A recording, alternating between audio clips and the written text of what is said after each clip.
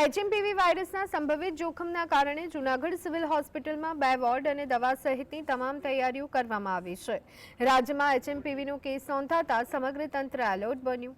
જીએસટીવીની ટીમે હોસ્પિટલના સત્તાધીશો સાથે વાતચીત કરી। હોસ્પિટલમાં તમામ દવાનું જથ્થો પણ ઉપલબ્ધ કરાવવામાં આવ્યો છે। જરૂર પડે તો કેન્દ્ર અને રાજ્ય સરકારની ગાઈડલાઈન મુજબ ટેસ્ટિંગની કામગીરી પણ કરવામાં આવશે।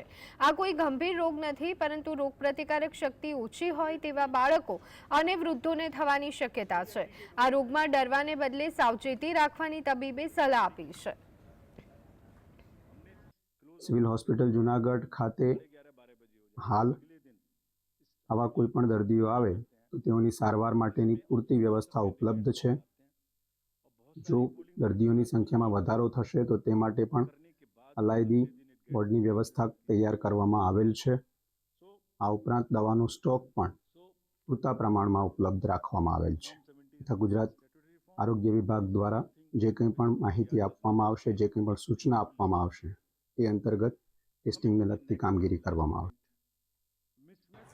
સમગ્ર ગુજરાત સહિત દેશભરમાં એચએમપીવી વાયરસનો જે ખતરો મંડરાઈ રહ્યો છે, આ વાયરસને લઈ જૂનાગઢ સિવિલ હોસ્પિટલમાં જીએસટીવીની ટીમ દ્વારા ખાસ તપાસ કરવામાં આવી હતી। જીએસટીવીની ટીમે જે રિયાલિટી ચેક કરી તેમાં જે હોસ્પિટલ છે તેમાં તમામ પ્રકારની વ્યવસ્થાઓ કરવામાં આવી હોવાનું સામે આવી રહ્યું છે।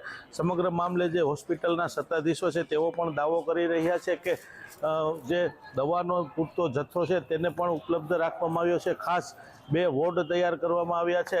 આ ઉપરાંત જરૂર પડે તો ટેસ્ટિંગની પણ જે વ્યવસ્થા છે તે પણ તૈયાર કરવામાં આવશે। આમ એચએમપીવી જે વાયરસ છે તેને લઈ તમામ પ્રકારની વ્યવસ્થાઓ છે તે તૈયાર રાખવામાં આવી હોવાનો હોસ્પિટલ તંત્ર દ્વારા દાવો કરવામાં આવી રહ્યો છે। કેમેરામેન ધર્મેશ કાચર સાથે હિરેન દકાણ, જીએસટીવી, જૂનાગઢ।